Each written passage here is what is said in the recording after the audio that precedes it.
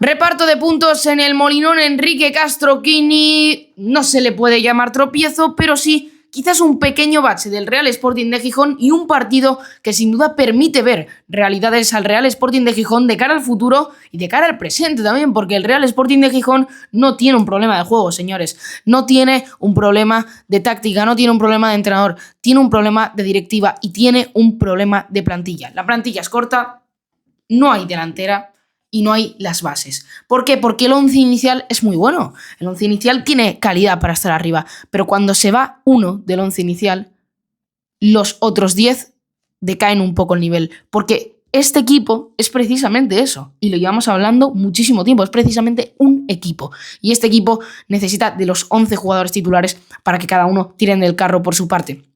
Sin Otero, además un jugador tan polifacético que cumple tantas funciones en la presión, en las ayudas atrás, de cara a puerta, en los remates, en banda. Cuando se te va un jugador así, no Otero, no party, señores, es lo que hay. De momento, y cuando se te caen diversos jugadores del equipo, pasa esto. Pasa que el Real Sporting de Gijón no consigue llegar a puerta con claridad, pasa que el partido de ayer fue monótono en cuanto a jugadas, en cuanto a creatividad para llegar al área, mucho pase lateral, mucho aburrimiento en cuanto a jugadas, digamos, muy poco balón por el centro del campo, muy poca forma distinta de hacer las cosas. El equipo se atrevió muy poco, sin balones al espacio, sin buscar las espaldas, simplemente era balón lateral, centro al área, contra, recuperación, centro lateral, así una repetición que parecía en bucle. Y ahora ya, con este pequeño resumen de lo que fue el partido y de mi opinión, que analizaremos más en profundidad ahora, podemos hablar de la crónica del partido. Partido que se presentaba a las 4:15 en el Molinón Enrique Castro Quini, con un aforo de 21.000 personas aproximadamente, no muchas personas, el Molinón estuvo poco encendido, le está pasando últimamente al Sporting, va como por rachas. Es verdad que el partido de ayer no fue el más llamativo de toda la temporada, sin duda, y aunque la afición se está portando muy bien esta temporada, es un partido que al final no llamaba tanto a las masas, quizás. Empezaba el partido, como digo, 4:15, el Real Sporting que se presentaba ante su gente, ante un Eibar que pues nunca había ganado fuera de casa, no lo hizo, milagro de Dios.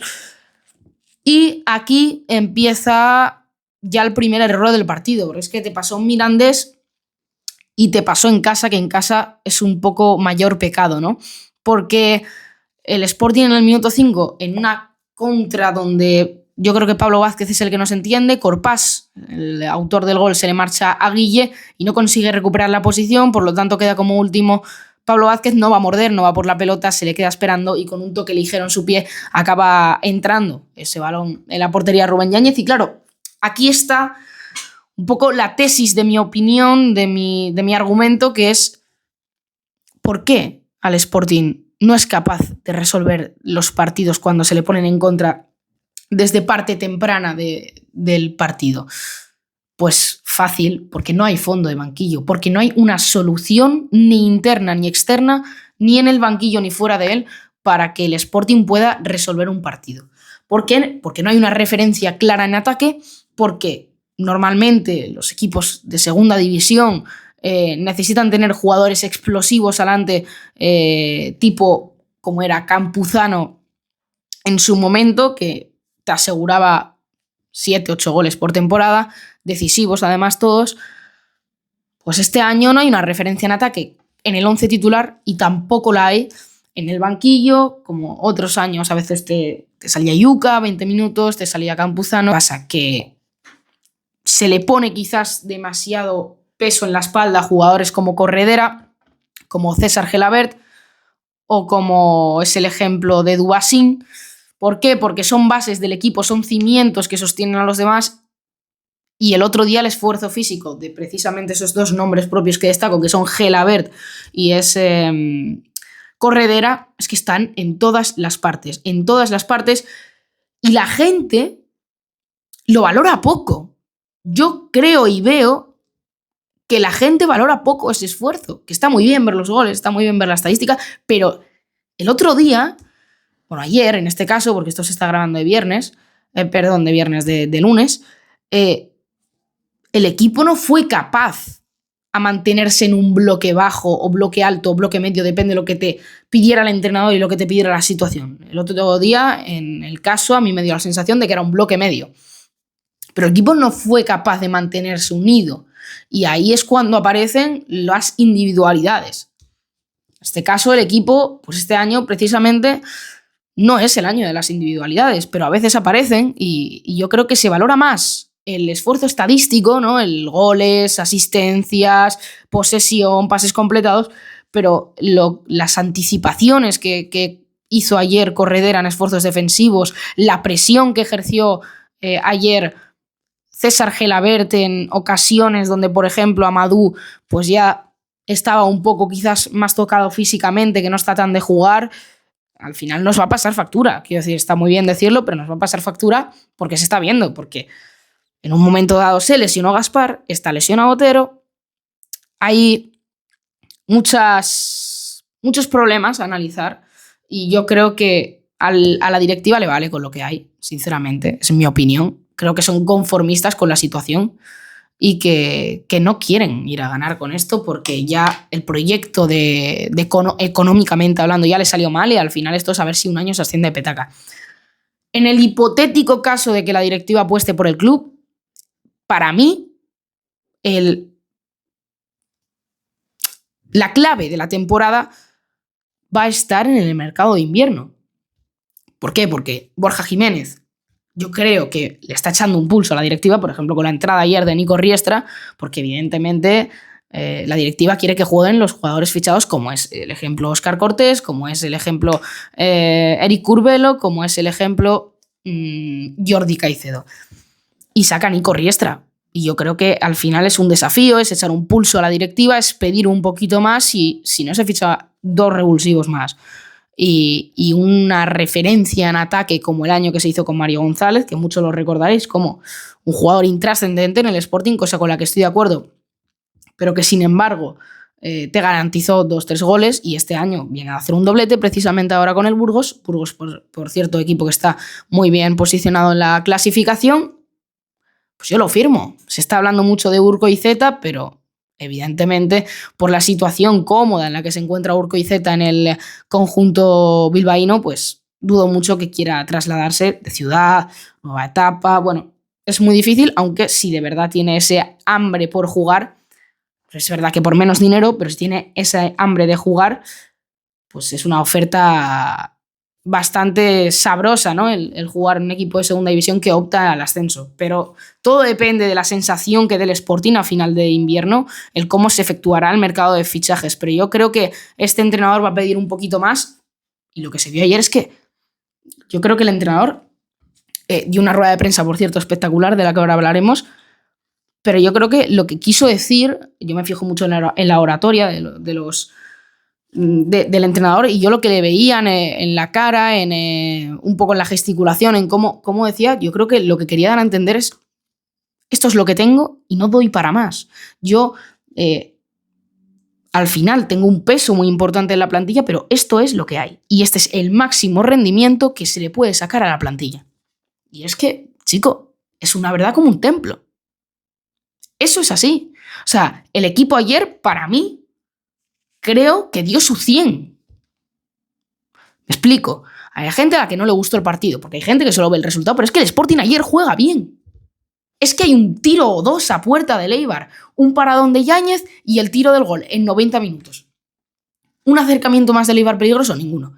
El Sporting, posesión, pases, pero es que no genera peligro, porque no tiene a nadie que genere peligro. Y eso es una realidad. Y es difícil de ver. Yo lo entiendo que hay para gente que es difícil de ver porque es muy fácil ver el resultado, la estadística, pero si tú te paras a ver la realidad, te pones a analizar el partido como una persona objetiva, yo creo que el equipo está dando su 100. Yo no me quejo de la entrega que está haciendo el equipo. Yo me quejo de que pues, la plantilla es corta. El once inicial, si el once inicial está muy bien, si es muy guapo decir Yáñez, Pablo Vázquez, Perrín, Guille Rosas, Diego Sánchez, Justin Smith, Otero, Dubasín, Gelabert, si eso está muy bien, pero se te lesiona uno, se te caen 3 porque dependen de dicho jugador, aunque suene triste, es así. Muchas veces Otero, vamos a ver, Dubasín está mucho más cómodo porque Otero le hace la cobertura metiéndose a banda y así Dubasín puede meterse en punta. Entonces Dubasín ahora acostumbra a jugar en otra posición. Gelabert lo mismo, depende de Otero porque así puede hacer el incorporarse como segundo delantero, segunda referencia, segunda línea en ataque. Otero está fuera y ya afecta el rendimiento de dichos jugadores. Con uno que se te vaya, la suplencia da el 50% de lo que te daba el jugador titular. Y una vez más lo voy a repetir, no me quejo de la entrega que dio Amadou. Amadou dio para mí lo que tenía. Muchos dirán que es un poco cosa en la que estoy de acuerdo, pero eso ya no es cosa del jugador, eso ya es cosa de la persona que lo decidió poner y de la persona que lo decidió fichar. Mucho más. Porque ya lo dije a principio de temporada y me mantengo en la tesitura de que el fichaje de Amadou fue para callar la boca a la afición. Fue para cumplir el currículum, para poder decir, oye, ya está, ya fichamos un delantero. Pero no es el tipo de delantero que la gente pedía y fue un fichaje para no tener ese acoso de la afición y esa demanda que se tenía por el delantero. Porque Amadou fue un fichaje de cubrir, un poco de cubrir expediente y ya está, y lo dejo hecho, pero llevamos, ¿cuánto? 9 años en segunda división. Un delantero decente que haya pasado, Yuka, que tuvo una temporada buena de 7 que estuvo en el Sporting. Una, que ni siquiera se metió a playoff ese año en el Sporting. Entonces, no sé, yo creo que el problema viene de arriba. Se va a los Fernández y a Orlegui. Una cosa parece que mejora la otra, ligeramente, porque tampoco es una barbaridad. Y yo sé que hay gente, porque sé que hay gente que ve la cuenta y gente que se informa por esta cuenta, cosa que valoro muchísimo y que aprovecho para decir que os podéis suscribir, que activéis la campanita y sobre todo que nos deis más apoyo por aquí por YouTube, porque es lo que más ilusión a mí me hace, ¿no? Grabar los programas. Que no le, sé que hay gente que no le gusta que a veces sea tan negativo, pero me rectifico. No quiero ser negativo, no estoy siendo negativo, estoy afrontando la realidad. A mí la realidad me parece esta. Bien, que el equipo está dando su 100, que ya está, el equipo está bien, estuvo bien plantado en el campo. Y el entrenador que tenemos es un entrenador que tiene un nivel muy superior al nivel que tiene el equipo y que le está sacando el máximo rendimiento al equipo. ¿Hablamos de cosas positivas del partido? Claro que sí, Dubasín muy pícaro, si no es por Dubasín no ganamos, porque el penalti lo provoca él, el penalti lo mete él, y si no es por ese penalti nos vamos con un 1-0 para casa. Con un 0-1, perdón. Y así toca afrontarlo. La rueda de prensa. La rueda de prensa, pues muy bien, muy bien. Dijo lo que tenía que decir, sin mentiras, sin tapujos, sin tapar lo que fue el partido, orgulloso de la primera parte y quizás, pues, aceptando algún fallo táctico, técnico del equipo, con mucha mejora, y yo creo que la conclusión de esa rueda de prensa fue esto no da para más, esto es lo que hay y esto es lo que en mi mano está por hacer. Y yo de aquí me subo a su barco y es que estoy totalmente de acuerdo en lo que dice. Yo estaría en la misma etapa de, vamos a decir, desesperación en la que se encuentra Borja Jiménez porque está dando su 100 y ve que en las 2 últimas jornadas no está encontrando quizás el resultado que él quiere. ¡Ojo! Que Borja Jiménez lleva aquí 7 partidos. Ha perdido 1, ha empatado otro y los otros 5 los ha ganado, Fetén, quiero decir. El equipo para mí, en cuanto a clasificación, que es muy pronto para hablar de clasificación, está en el tramo en el que tiene que estar. Entre el playoff y fuera. Es para mí el nivel que tiene la plantilla para dar y para ofrecer en la segunda división y en la clasificación. Más allá de esto, próximo partido ante el Huesca. Huesca que su última victoria fue el mes pasado. ¿Sabéis qué significa eso? Que bueno, ya llega la ambulancia sportinguista a rescatar a el Huesca en el Alcoraz. Por lo demás, esperemos ganar ese partido, sacar los 3 puntos después de 2 jornadas sin hacerlo y esperemos que pronto se recupere Otero porque de verdad que la situación en ese sentido me preocupa un poco. Ahora vamos a hablar del femenino que consiguió ganar y lo hizo de una forma espectacular ante el Madrid C, no es el Madrid, Real Madrid como institución, es otro equipo. Y lo hizo con un 3-0, con un dominio absoluto, generando mucha jugada, entrando por dentro, buscando las espaldas, con un gol de Abril.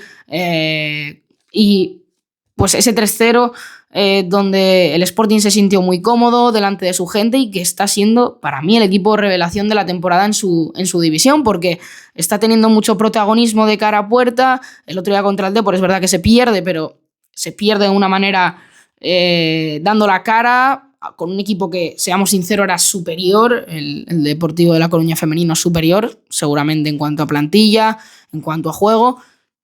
Y aún así el Sporting fue capaz de plantar cara, y no solo plantar cara, sino que mantener momentos de tensión en el partido. Y pues con el Madrid pasa más o menos lo mismo, pero con ese resultado positivo. El Sporting planta cara, se mantiene arriba en el partido y consigue la victoria de una manera espléndida. Y con el fútbol en general, parón de selecciones, no juega el Real Madrid, Atlético de Madrid, Barça, pero sí lo hizo la selección española, que también se medirá hoy en esas clasificatorias del Mundial 2026. Ya ganó el otro día 4-0, si no me equivoco, a Georgia, y hoy lo intentará hacer ante Turquía. El conjunto español, que está teniendo muy buenos resultados con Luis de la Fuente y que se espera una temporada magnífica para la selección española de cara al Mundial 2026. Con esto, muchísimas gracias por escucharme un día más. Esperemos que la situación mejore dentro de lo bien que está, porque de verdad que sí que soy positivo, aunque realista. Muchísimas gracias una vez más por escucharme y nos vemos en el siguiente programa, probablemente en esa previa ante el Huesca Fútbol Club en el Alcoraz.